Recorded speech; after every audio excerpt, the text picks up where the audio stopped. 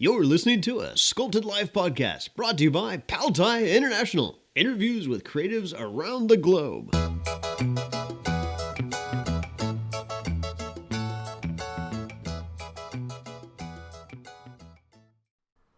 Welcome to a Sculpted Life podcast. This is your host, Yvonne Anderson, and today we'll be talking with Stephen Saunders. Stephen is an art director, physical sculptor, digital sculptor, Paleo Artist, film technician, and miniature effects artist based in Wellington, New Zealand. This is part 2 of a discussion that Stephen and I started last Tuesday. I hope you enjoy this part and the rest of the podcast. So I guess you've answered my next question, which was going to be what inspires you. So history is definitely up there. What else inspires your work? History is definitely one of the things. Just a little bit of logical deduction on why things look the way they do, or why do stories happen the way they do. Yeah. Biomechanics, biomechanics or evolution is the reason behind why things look a certain way, and then we sculpt it as beautiful sculptures, or we try and do beautiful sculptures, but they're beautiful because they look biomechanically correct, even if it's an entirely new design thing. So I like that you can go a little bit back and figure a bit of that out. There's in particular at Weta, there's Jamie Warwick that had a hand in designing a lot of the stuff in Lord of the Rings. Gollum being one of the ones that come to mind. And Gollum, his anatomy, his face, his expressions are all biomechanically functional. And that makes a great design for me. It's something I'd like to aspire to. When we did all these dystopian future city landscapes for Blade Runner, they were very much developed even before we started building them by the client or by other designers. But you still go in there and you try and think about what makes a city look realistically like a city. And that's got to do with accessibility for people in buildings. It's got to do with construction methods. It's got to do with trends in architecture. A whole city isn't designed by an architect. Only one building or maybe two buildings are designed by one architect. So there's all these different opposing styles that mix together. So there's a lot of this stuff that goes into it.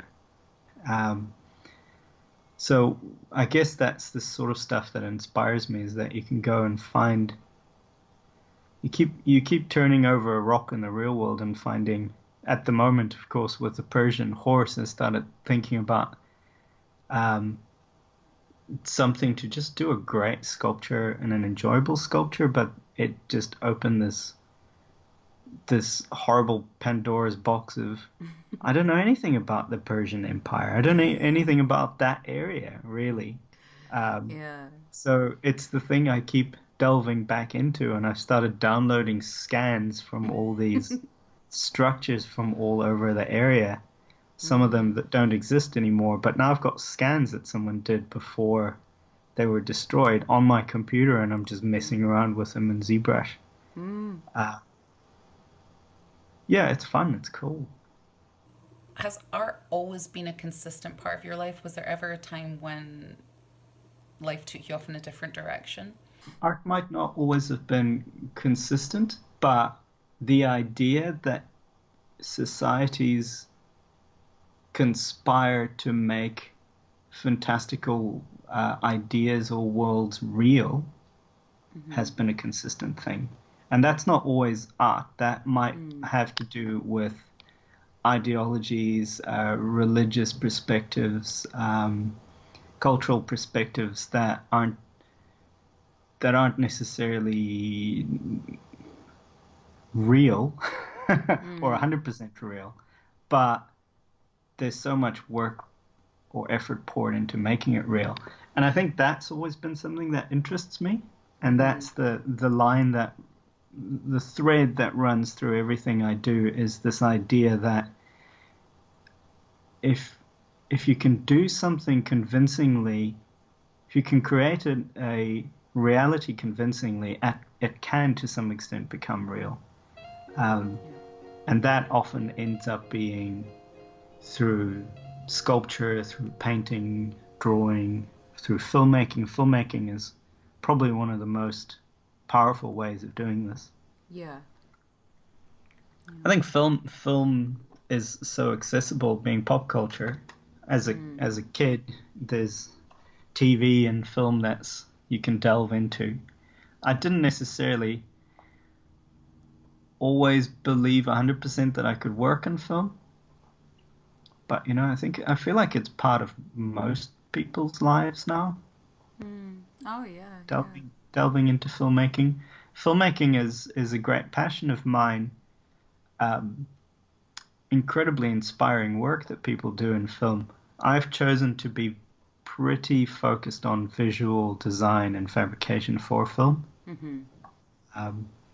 So even though I have interests in editing and soundtrack music for film, it's not something that I think I'll ever necessarily want to be involved in. I just want to be close to people doing it, or at least be in a place where I can experience what they've done.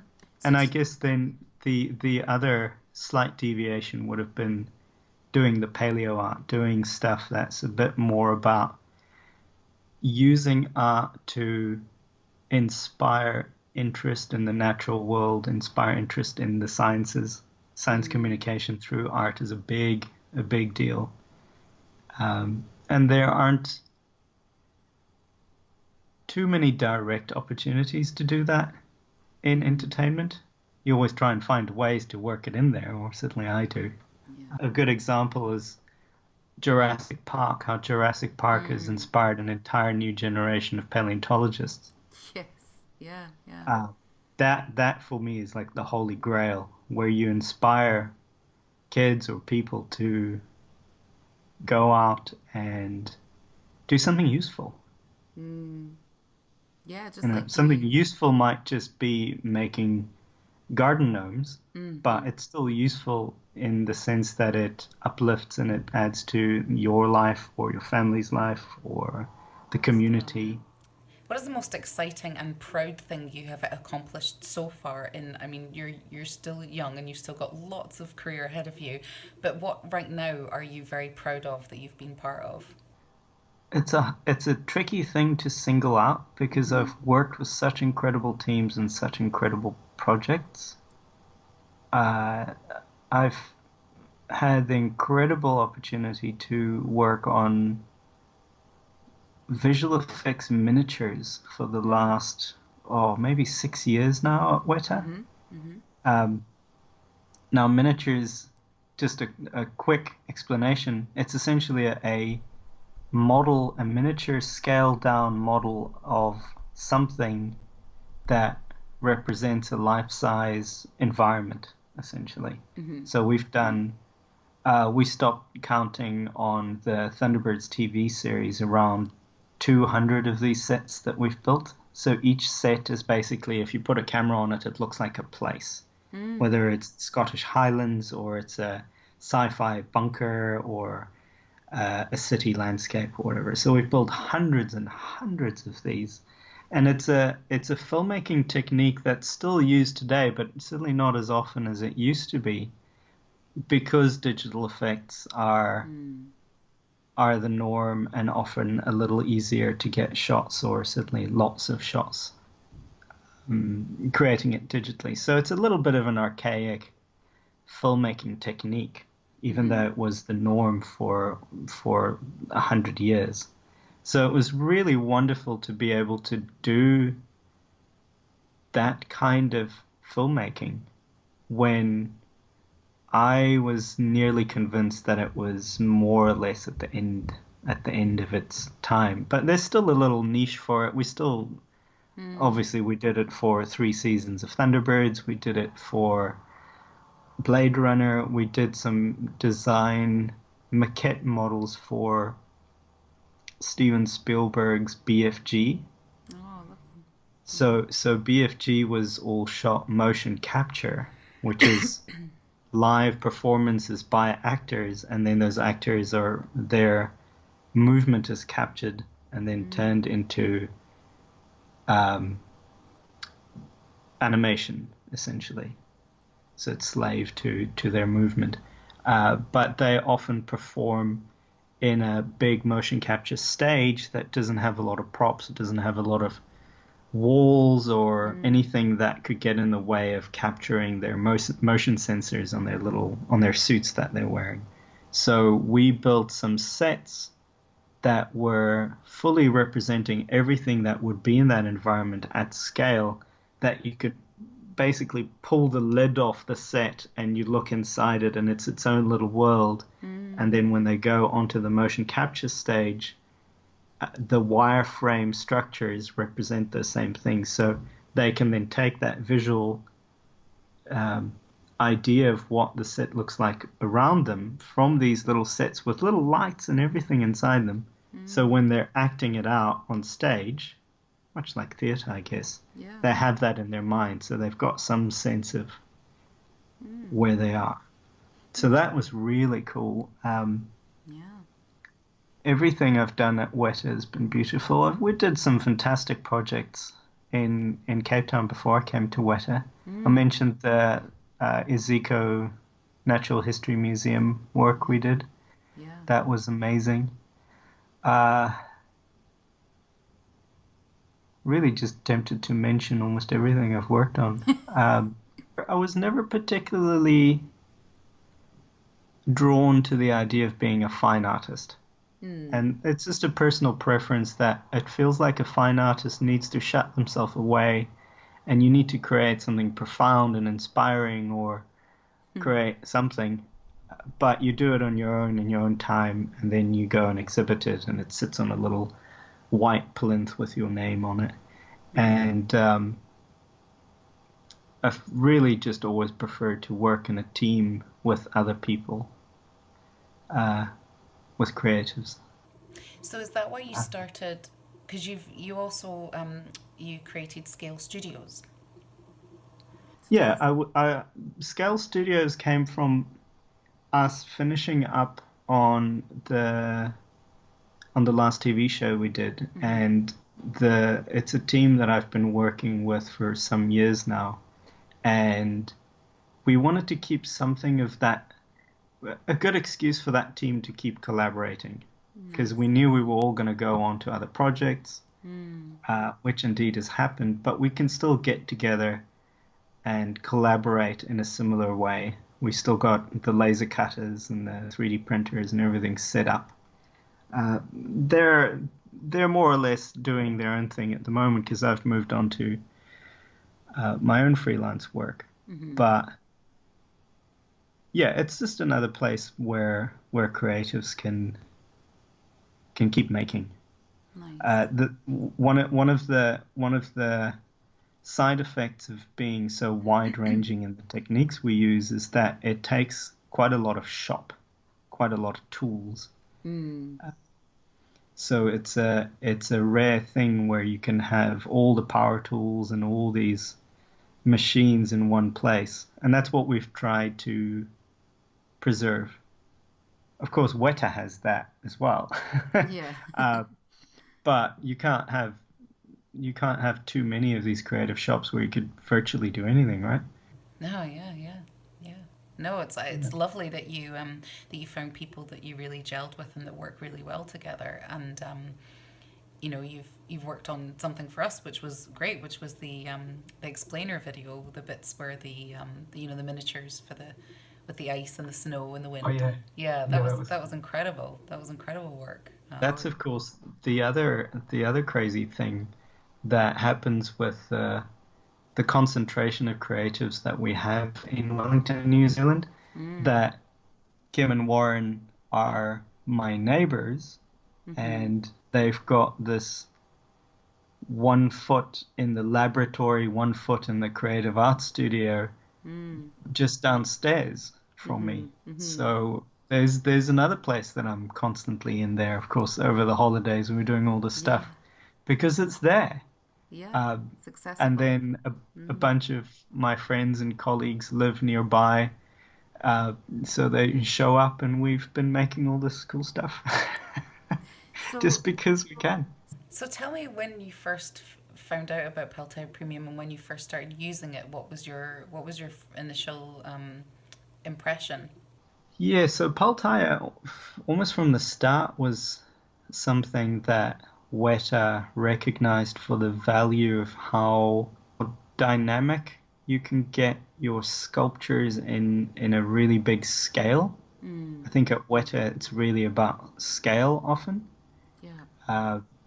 The fact that you don't have to mold your sculptures. So from the beginning, there's been stuff going on there. And then being friends with Kim and Warren, I jumped in there fairly early on and did lots of little sculptures with them as well. And referring back to Kim's podcast that she did with you, she really explained it really well, that it's very hard to go out, it's very expensive to go out and do a big sculpture. Yes. But with Pal Tiya, you could do it so easily, so comfortably. And you could certainly go from having no experience in sculpture, or considering yourself to be completely amateur, and you could immediately do a giant sculpture. Yeah. Which, to build up the resources and confidence to invest in doing a huge sculpture takes years, usually. Certainly if you want to do something that lasts. Yeah. And I think that's the big key thing. I'm not a full-time sculptor, so I don't get to use Pal Tiya often. But beyond that, it's just a really dynamic. It's just added to the toolbox of things we've used. A while back for a visual effects shot, we had to do a burning pine tree miniature that falls over while burning, crashes through the forest, and then we have to do multiple takes on it. So we built this. Colleague of mine, Chris Mingies, did this really great collapsible metal rig that would fall over, and then you can pull it back up and it'll lock. So you can drop this thing many times. Yeah. But it needs to not break from the impact, and it needs to be on fire, and you need to be able to do it day after day. So we decided to sculpt the tree texture onto it with Pal Tiya. I remember that Kim told me that she was doubtful because it's quite a aggressive thing. But the thing was, it only needed to last those few days. It needed to be essentially a concrete because it's burning and you can't have fumes come off it. Yeah. So even as a visual effects tool, it ended up working beautifully. It never broke. It was on fire. It looked great. Certainly not what Pal Tiya was meant to be used for, but it worked. It's so funny because we get people asking a lot, can I make a pizza oven out of it, and can I do things with fire? And we say, well, no, because it's not really fire. We don't say it's fireproof. But then Kim said they'd done this experiment using it at Weta, and she said actually held up really well. Not that anybody's listening should be putting it on fire. No, please don't do that. But this it was a just controlled, set environment. Exactly. Yeah, kids, don't do this at home. And it was an experiment. It worked perfectly. Oh, great. That's so funny. So I guess when you were using it, is there any sort of first time tips you would give people if they were starting to use a product like Pal Tiya Premium? Or the two sculptures I did with Kim over the holidays were really for me to get back into it and push it a little bit. Push the boundaries of what I thought it could do, and it came out like with 5 stars out of 5. You know, like really did everything I hoped for it. The one thing that keeps coming up is that, you know, the Persian horse, we essentially shaped the entire thing in tinfoil. So the Pal Tiya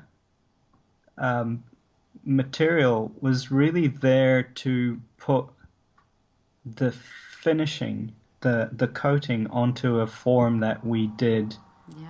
I think even Kim said she's never taken a sculpture to that level of finish. It sort of takes the sculpting out of the Pal Tiya pass, but Yeah. not really. I mean, it's so easy to do a form in tinfoil, and we could really go in and really refine it, and we got that shape within a few hours. I think I'm not even kidding if I say I think we just finished the archway and kind of went, well, that sucks. Now it's finished. Now what are we gonna do? And then something else.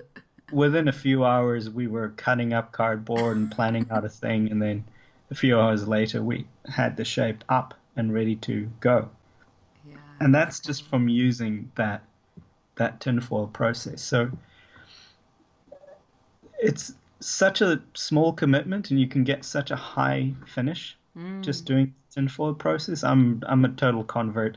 I mean, when Kim showed me that for the first time after having sculpted for almost 2 decades, it was kind of like, yeah, I don't know about this tinfoil thing. Yeah. It sounds kind of like nonsense to me. Yeah, it's funny. But it totally works. Yeah, it puts people off when they say, "Oh, but I'm sculpting in tinfoil," and I'm like, "Yeah, but then you can get it how you want it." And the Pal Tiya Premium is just the coating that allows it to go outside, that you can do your finish the detail in. You know, it's almost like you are sculpting in tinfoil, which is it's very strange for people to get their heads around. You know, it works incredibly well.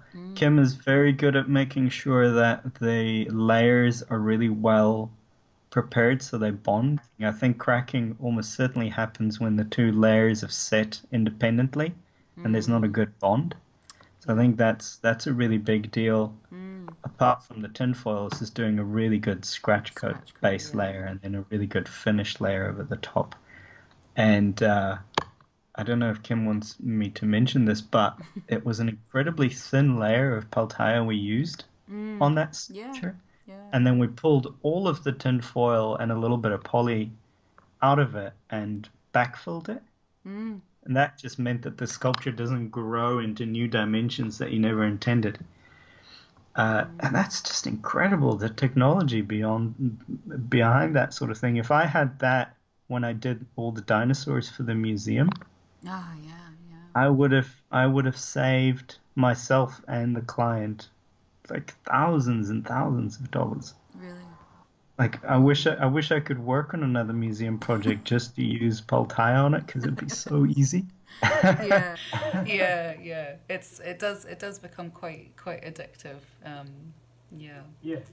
And the other thing, just personally to continue answering, I really wanted to get sharp edges, like really cut, clean, tidy, sharp edges on sculptures.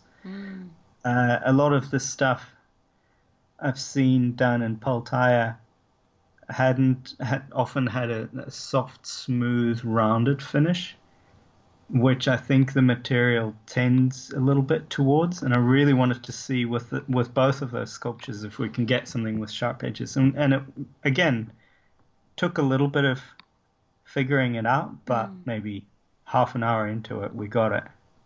So really incredibly versatile material. We love it. We're biased, but a lot of people do know, which is cool. And if you could accomplish anything going forward in your career, what do you think it would be? Is there some project that you've kind of always wanted to work on that you haven't had a chance to, or something that if it came along would just excite you so much? I fully intend to do as many of the things that I have always wanted to do within my lifetime. So, what would it be specifically? think at the end of the line, when I've done years of work, I would probably end up being one of those crazy people that own a property and start building one of these really outrageous miniature towns in their gardens. Yeah. That would be amazing. And I could just tell that I would probably initially start theming it to a thing, but over time it would be madness. In Cape Town, there's this story about a woman that started doing concrete sculptures. I think it was called the Owl House. And she started collecting colored glass bottles and sculpting them into these concrete sculptures of owls as their eyes. Oh, wow. But she did one, and then two, and then three, and then hundreds, and then thousands, and then eventually every surface of the outside of the house turned into this mad growth of sculpture. And that just sounds wonderfully unhinged to me, to do something like that. As well, I've done so many great projects. I wouldn't want to say that I'm satisfied with everything I've done, but I feel like the future goal for me would be to have a better synergy of personal life and art. Yeah. Have a little bit of, because I've been just working like a mad person from the start, really. It would be nice to be able to settle down and just enjoy doing just a little bit more creatively free of requirements. Those last two sculptures with Kim that we did over Christmas was exactly that. Yeah. It's just stuff we're doing for ourselves. Just for yourselves, yeah. Nice. Yeah, it very quickly becomes fairly ambitious, but managing that ambition so it doesn't become work. Yeah. I think a lot of creatives might be in the same position that I'm in, that the work I do is so rewarding that I don't really have hobbies. It all just blends into the same thing. Yeah. So it's more a case of managing your approach so that it doesn't always feel like you're hardcore working, like really trying to get it perfect. It's getting the same quality or exceptional new horizons of quality, but also in a more peaceful, relaxed. I think Kim and I have really found that now. Certainly Kim and Warren have found that, but I was just implicit in it. Being able to relax and do really cool stuff. But yeah, well, it frees you up because there's no brief, right? It's just the brief that you've put in there, which was, I want to do this cool horse sculpture. Let's do it, Yeah, and having that then slowly filter into my day job, which is almost like you wouldn't be able to tell the difference between stuff I do for myself and the stuff I do for a living, because I get to work on really cool stuff. But learning to work on that, but in a slightly more sane way that I can actually enjoy it. Yeah. And you get that flow. And if you were to give any advice to any sort of young kid out there, or someone who was maybe interested in a creative life but didn't know where to start, or someone that's had a hiatus and they've come back to it, or someone like me who's just turned 40 and is thinking, what do I want to do? Like, do I want to still write, or maybe I should start sculpting? I have this really cool access to this really cool product. Maybe I should start using it and start my career in sculpting. What advice would you give people like that? It's certainly not the case that you are born absolutely exceptional at something. That it happens occasionally, but more often than not, people seem to be incredibly talented because they've put such a huge amount of work into being skilled at something.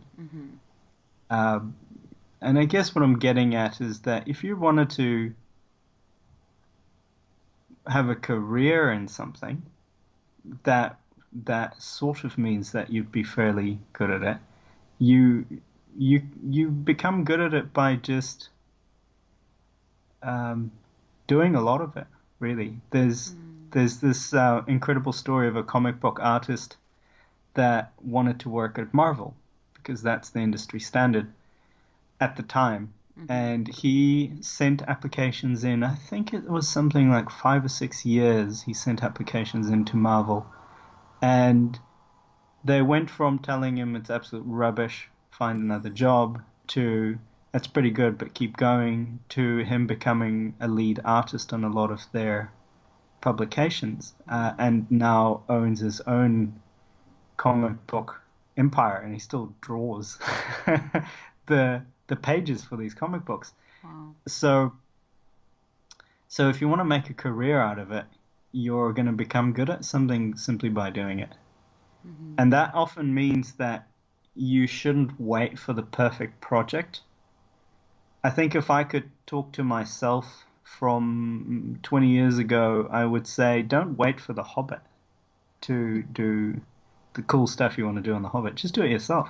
Yeah. It's going to be rubbish. It might be rubbish for years. In my case, it was often rubbish for years. I still feel like I'm rubbish at a lot of things. But that self-doubt is part of the drive to learn. If you didn't want to make a career out of it, but you just wanted to do for your own enjoyment, so you take that necessity for making a living out of it out, then you could do whatever you want. It doesn't matter if you're rubbish. You almost certainly will do work you're not happy with initially. And if you look at your work and go, wow, there's so much about this I could have done better, that just means that you're on a learning curve. I'd be slightly concerned about someone that did their first sculpture and went, yeah, that's amazing. Look how awesome I am. You can feel pride, but you should be able to pick up that it could be better. So I think it really is just practice. It depends on how serious you want to be about it. I think it's important to separate out whether you want to make a living from something or whether you want to do it for yourself, your own enjoyment. I think anybody at any point, there's no such thing as someone that's not an artist. Yeah. You're just an artist when you decide to commit time to something. And I guess it's like writers as well. You know, some people are doing it for a paycheck, and you think, oh, sweet summer child, don't write for a paycheck. Do it because you just love it and you can't not write. Don't do it for money. I've always thought of it as every little bit of time you spend learning a craft, you're sharpening a spear. And at some point, you're going to throw that spear at the heart of what you're going for. Yeah. And I found that maybe with a little bit of showmanship, you know, like just trying to get that meeting with Richard, you often will succeed if you're determined enough. Now, you have to be exceptionally determined.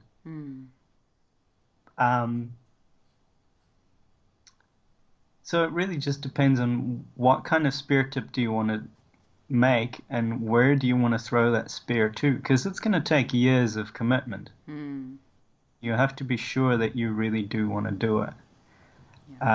Now that doesn't mean that you should never sculpt anything because you decided not to be a sculptor. I think that's like Pal Tiya Premium is the sort of thing that gives you the ability to sculpt like a professional, even though you're probably just making something for your own garden, or I don't want to keep mentioning gardens, but you know, you could do something fairly achievable without having years of experience. I mean, look, you guys made that horse head for love and joy, and you know, just creating and pushing the boundaries, and then the equestrian place, they're going to have it in their garden, right?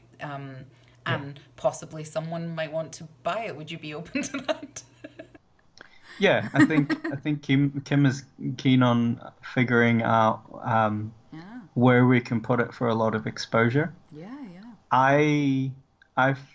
I was just I came for the milkshake of just sculpting it. So whatever happens to it now is great, as long as people see it. Yeah, Uh, yeah, absolutely. And it is Really such a happy. it's such a beautiful piece that I'm sure it will be snapped up because it's just it's stunning. So well done.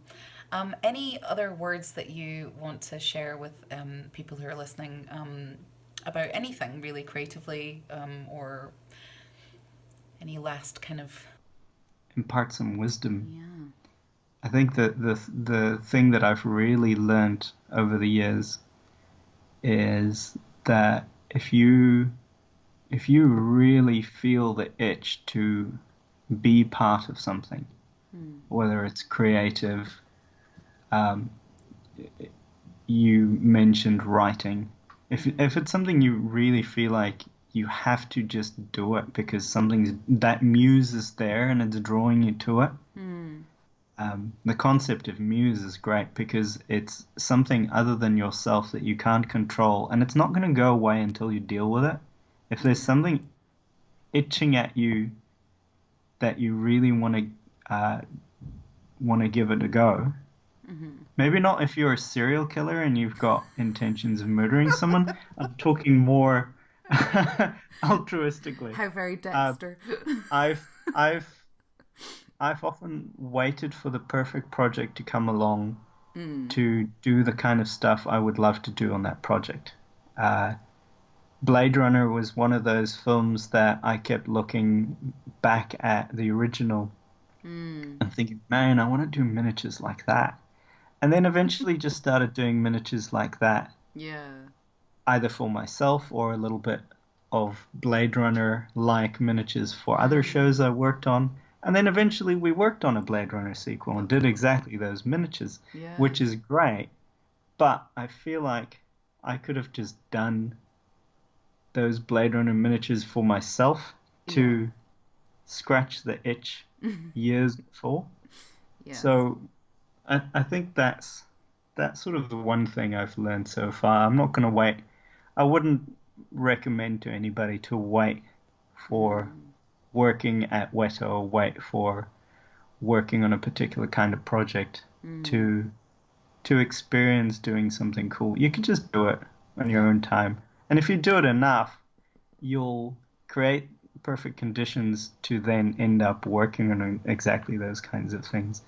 Everybody that works, I wouldn't say everybody, most people that I know that work in the creative arts for a career are constantly working on their own projects as well. So they feel the need to get their creative juices flowing with their own projects. It's a very, very common thing. It's something that happens at Weta all the time. It's something that happens in the creative communities in LA. And I think that's really important. It's not, you shouldn't wait to work at these amazing companies to do the amazing stuff you want to do. Just do it. Yeah. And by doing that, you're building a portfolio that will likely get you work at these places if that's what you really wanted. Yeah. Thank you. That's nice to hear. So well, thank you very much for taking the time. I know you've got a very busy schedule, so thank you for taking the time to chat with us. It's been really interesting hearing about your journey, and I'm sure other people will enjoy listening to this too. Thanks for the invite. I'm just always fascinated by how many artists because I've spoken to quite a fair few artists by now doing this job, and it's so interesting to me how so many of them have that I'm not really that great, I just happen to do this. And I'm like, really? Yeah, I think most of us share that. Yeah. I'm honestly 100% convinced that I'm a bit rubbish. And I think I had just a little story. I had this conversation with a director that I really admired and had a great opportunity to work with. And he was telling me that he's so frustrated that the films he ends up making are such a small fraction of his original intent. Yeah. But then from the perspective of someone that loves this particular person's work, it's head and shoulders above his contemporaries, exactly because even a fraction of his ambition is so much better than he would have gotten if he was aiming a little lower. So I think that self-doubt is unfortunately it's a torment, but it's an absolute part of what you need to grow at something. You have to have that doubt. I don't think I know. I work with in the hundreds of incredible creative people in this community on a daily basis, and they all have the same thing. They all have this self-doubt, and the self-doubt is a way to check and balance your own. The self-doubt is simply a way to measure your development. It's not a bad thing. It's just one of those things.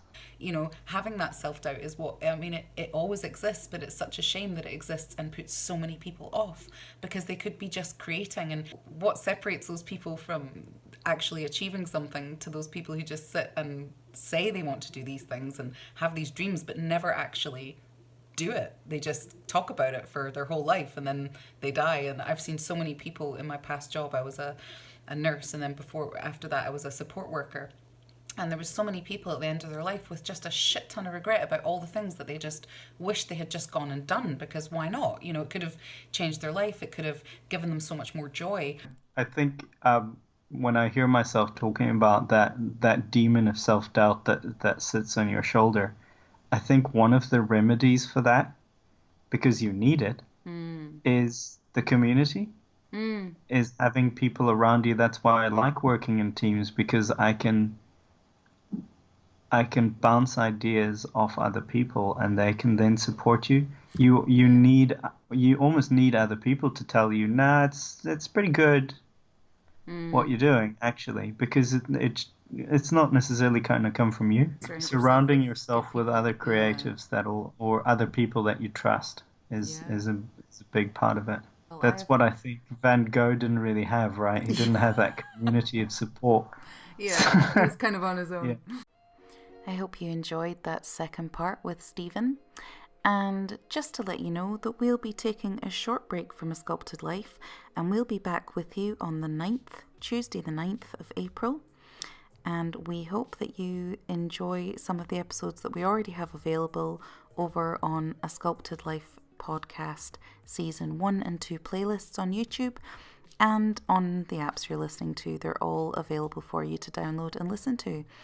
And don't forget to comment, like, share and subscribe so that more people can find these interviews with creatives around the globe and be inspired in their artwork. We envision you listening to these episodes while you're sculpting, drawing, painting, and just generally being creative. If you want to know more about Pal Tiya and our amazing product, Pal Tiya Premium, then visit www.paltiya.com and join our international fan base.